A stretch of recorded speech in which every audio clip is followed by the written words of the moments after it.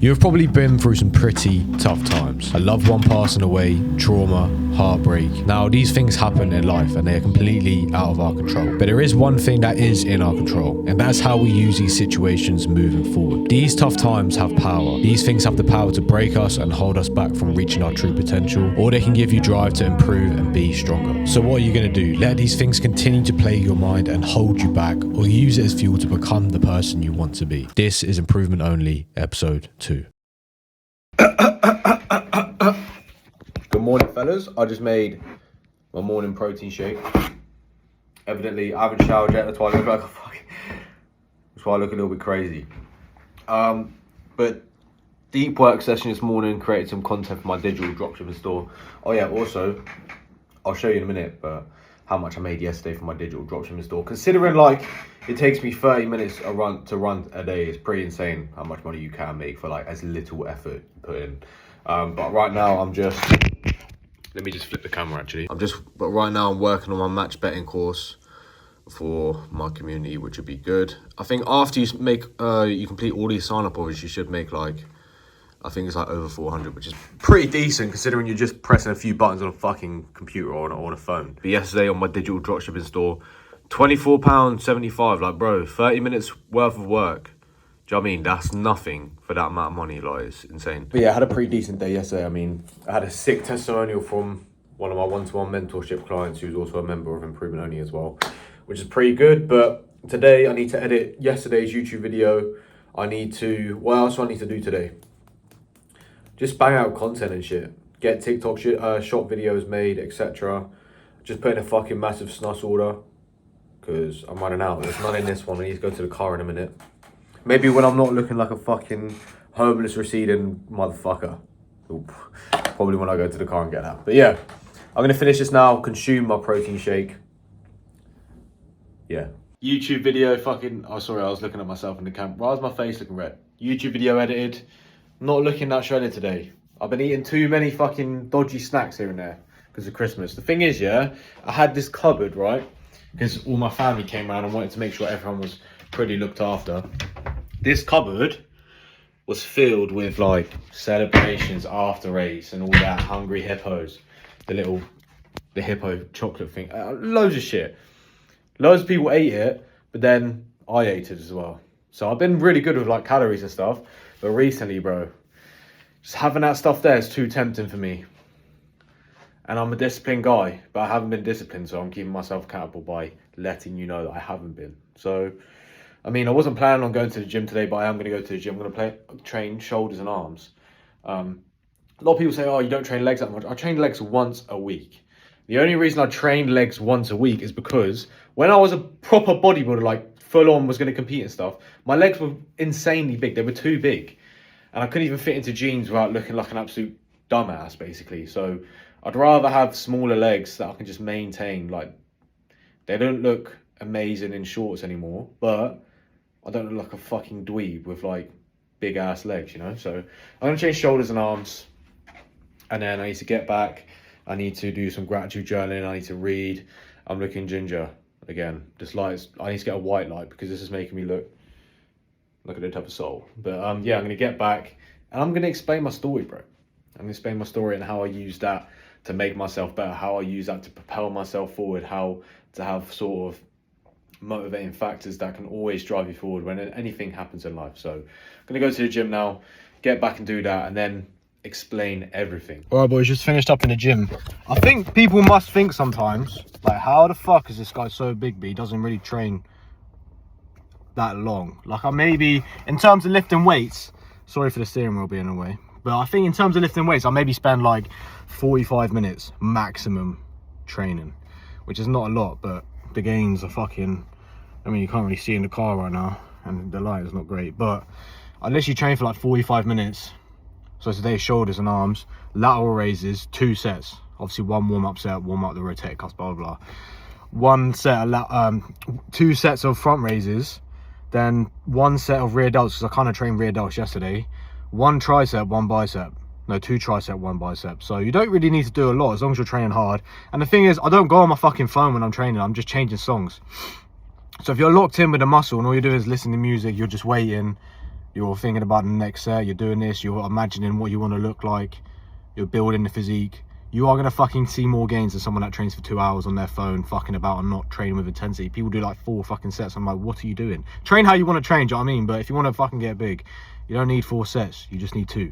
1 warm up and then 2, let's get fucking down to business sets, right? So I'm gonna get home now, pop a little lip pillow in the gob, do you know what I mean? And then get to the topic of today's video. All right, my story and the driving forces behind my self-improvement journey, the things that help me, you know, push forward to actually become the best version of myself. Now, this is not like a woe is me, like, oh, my life has been so hard. It's more of like a, hopefully someone watches this video and they can sort of relate to some of the things that I've faced, or maybe I can inspire people that are in a position and they're not using these things to actually propel themselves forward and they feel like it's holding them back. Hopefully this can inspire some people and actually help some people relate to my story as well. So that is basically what it is. It's not like a, oh, give me sympathy kind of thing, because I don't need sympathy.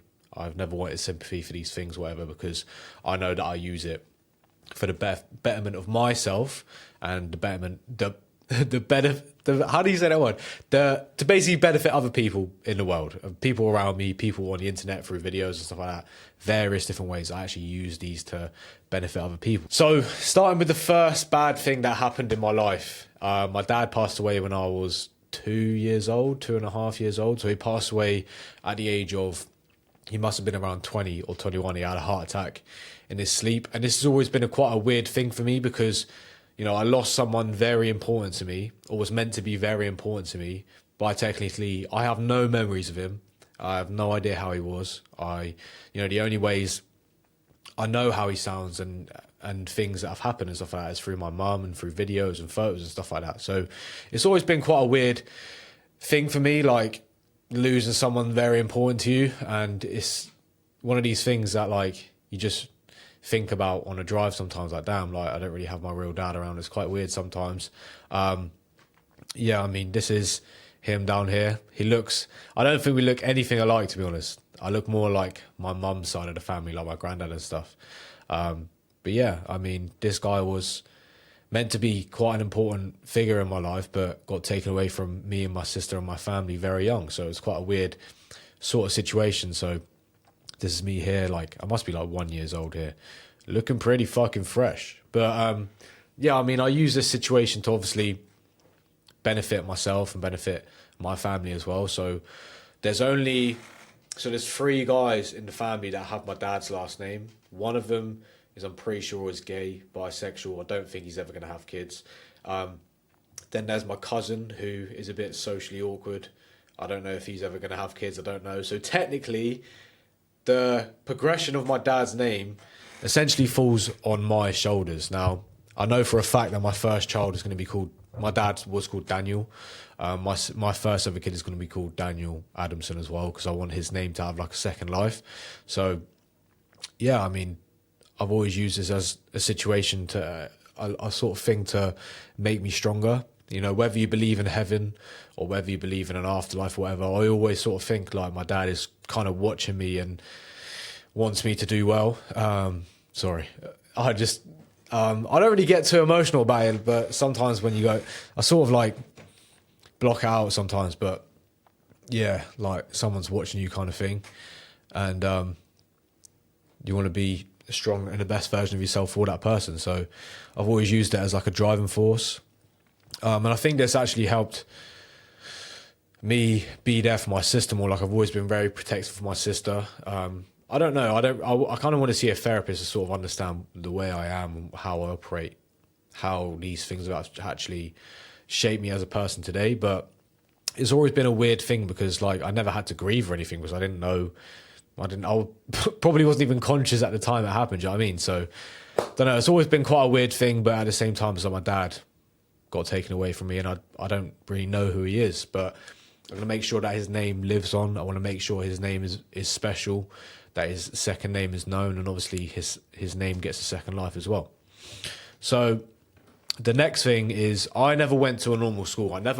So in the UK, you have mainstream schools where like normal kids go to. I never really went to a normal school. I got kicked out of most of the mainstream schools in my area, like primary schools and stuff like that. And from the age of like 8 or 9 years old, I've always been in special educational needs schools because I actually have Asperger's. Not a lot of people know this. I'm actually autistic, bro. So I have Asperger's, and sometimes I sort of think of things differently, or my brain works in a different way to other people. But like in primary schools, like maybe this is also another reason I want to go to a therapist at some point, not to like talk about my mental health, but to sort of understand how I am and stuff. Yeah, maybe this was, you know, my dad passing away and things being a bit crazy from a young age. My mum was very young when she had me. Maybe all these things were sort of played a part into why I misbehaved at school sometimes. I don't know. But in like a grand scheme of things, like I have Asperger's. I never went to a normal school. And the only time I was really around like normal people my age is when I went to college. So yeah, I never went to a normal school, and I always felt like I was sort of singled out. So when I was at a normal school, like a mainstream school, and my behaviour was like challenging or whatever, I was basically put in the special needs fucking classes, like rainbow class or whatever, the nurture groups, whatever. And it got to a point where I was misbehaving in that, I wasn't doing well in that. And there was a time where I was basically getting put in the head teacher's office, just reading Mr. Men books. And my mum came into the school to pick me up one time, realised that I was sitting in school doing basically fuck all, not, you know, actually learning anything. And she was like, what the fuck is this? My son's not being taught anything. So she took me out of that school. My mum actually homeschooled me. So she would take me out to the parks. She'd teach me maths, English, and all these different things. My mum was very supportive. Like, I don't think I'd be where I am in life if it wasn't for my mum. Like, bro, that's actually my superhero for real. I'm actually getting a little bit emotional, like, filming this whole segment. I don't think I've ever like would cry on like a YouTube video or anything, but mum's actually my superhero, bro. Like, it's actually pretty crazy, to be honest. I don't really want to start crying on a YouTube video or anything, but no, she was always very supportive of me. Like, she always knew that, you know, people around her, so like teachers and family members and family friends and stuff like that, would say like, oh, Aaron's, you know, teachers specifically said to my mum, like, kids like this end up in juvenile prison, they go to prison, they do these crazy things. And there was always like a label put on me. People always thought I was never capable of doing anything tremendous because, you know, how I was and the label that I was given. And I was just singled out. I remember there was like school, like sports days or whatever. And I remember one memory from one school where I was just watching everyone participate, and I was just sat in a classroom because I wasn't allowed to do it. So I always felt kind of singled out, and that led to me feeling basically quite different from everyone around me. Of course, as a kid growing up, this is quite a bad thing. Like, you want to fit in, you want to be normal, you want to be like the normal kids, you want to be invited to friends' houses, you want to be involved in what everyone else is doing as a kid. Like, the worst feeling is isolation as a kid, because you understand the importance of friendship and being accepted into a community. I never fucking had that, bro. But nowadays, I actually use this as like a beneficial thing. Like, I don't want to be like everyone else. Like, you look at how most people are, it's a blessing to actually be different. So whether it was different through the way I thought about things, or, you know, my Asperger's made me think differently or whatever it is, I've always basically felt different. And this is translated into, you know, my self-improvement journey. Self-improvement is literally you being different to everyone else, you being quote unquote better, whatever your definition of better is. That's how I've always seen it. I don't want to be like everyone else. I want to be the 1%. I want to be different to everyone else. So now I sort of see that as a blessing. The same with bodybuilding. I don't want to look like everyone else. I want to be insane. I want to be in insane fucking shape. I want to be in crazy shape. I don't want to look like everyone else. I want to be in incredible shape. I want to digest as much knowledge as possible, so I'm smarter in the areas that I want to be smart in than other people. So I now use that sort of to my benefit, you know? So now, as a 22-year-old man, it's quite crazy to say that, 22-year-old man, because I still feel very immature in certain areas of life. But yeah, now as a 22-year-old man, there's obviously different things that motivate me today. So I have a niece and nephew who I genuinely love to bits. Like, I treat them like my own children, do you know what I mean? I want to make sure that they're taken care of. I want to make sure that my sister's taken care of, because as of this moment, she's a single mum. So I want to make sure that she's taken care of. Obviously, I want to have a family of my own in the future. I want to make sure that my family's taken care of financially, and they're supported in that regard, and obviously like emotionally, and make sure that I'm being as loving as possible as well. But yeah, I mean, those are sort of like my foundations to my story, and I'm always going to use these things to drive me forward. I never have let these things sort of hold me back or whatever.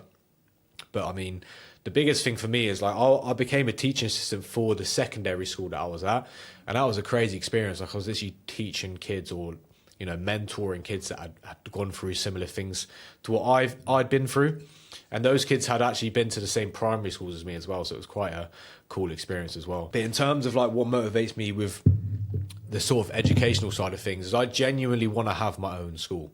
I want to have my own school that is.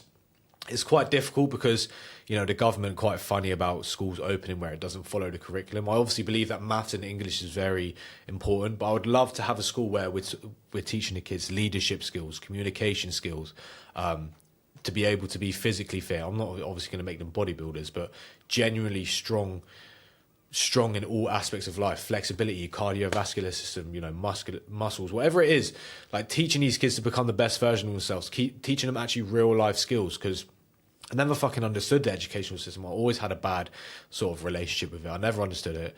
And even like to this day, I'm just like, what the fuck? So I'd love to have a school that takes in children that have obviously maybe had difficult upbringings, have got ADHD, have got these quote unquote labels put on them, and to show them that, you know, just because you have a label doesn't mean you're not capable of doing amazing things in your life. So I would love to do that at some point as well.